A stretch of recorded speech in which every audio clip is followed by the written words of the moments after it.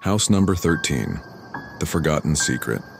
Every weekend we made it a ritual to explore old abandoned places just for the thrill of it.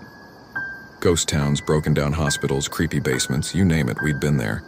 But last weekend, we heard about a place none of us had ever visited before. It wasn't even on the map. The locals called it House number 13. There was no address, no official record, just whispers. The kind of story people mention in hushed voices as if speaking louder might bring something back. The legend was simple. Anyone who goes in, doesn't come out the same. There were 4 of us, me, Mark, Jessica, and Brandon. We set out on a cloudy Saturday afternoon, the kind where the air feels too still. The closer we got to the location, the more our GPS glitched. Eventually, it just shut off. We had to walk the last half-mile into the woods, and then we found it. A house standing eerily still in a clearing. Its roof half collapsed, its windows shattered, and vines crawling up the walls like they were trying to strangle the place. But the strangest thing? A swing on the porch moved back and forth, though there was no wind. Creepy, Jessica whispered. Do you guys feel that? Like the air's heavier here. We pushed the rusty gate open. It groaned loudly as if warning us. Inside, the house was deathly quiet. The floorboards creaked under our steps. Cobwebs hung like curtains. And on one wall we saw words written in dried brownish red. Help me. Get out, she's still here. Mark turned on his flashlight. It flickered, then died immediately. That's when we heard it, footsteps coming from upstairs. But all 4 of us were standing right there on the first floor. It's probably just a raccoon or something, Brandon said, his voice a bit too shaky to be convincing. We climbed the stairs slowly. The upper floor had a long, narrow hallway lined with closed doors. We opened the first one. Nothing inside except a tall antique mirror.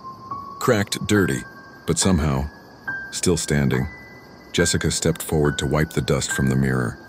She looked into it, then screamed and stumbled back. I saw someone standing behind me, she gasped. A girl in white and with no face. I turned on my phone light and looked around.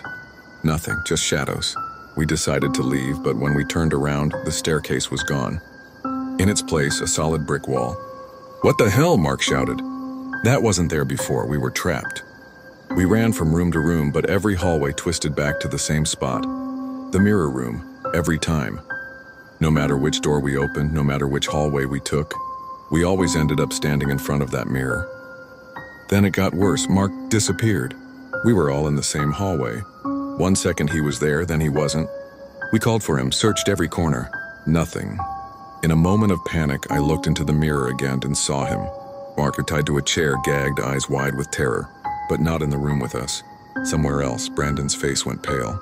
That mirror, it's showing us another version of this house. We tried to use it to find Mark. But the more we stared, the more distorted our reflections became. Brandon reached out, his hand brushing the surface. And then he was gone, just like that. Jessica backed away, tears in her eyes. If I disappear, don't follow me. This house doesn't want to let us go. She looked into the mirror one last time and vanished. Now it was just me. I screamed, I begged. I ran through every hallway. I punched walls, shattered glass, tore at the doors. But the house, I didn't care. Then everything went black. When I opened my eyes, I was outside. Alone, the house stood still behind me. Silent, cold. I ran until I found help, I told the police. They followed me back to the place where it stood.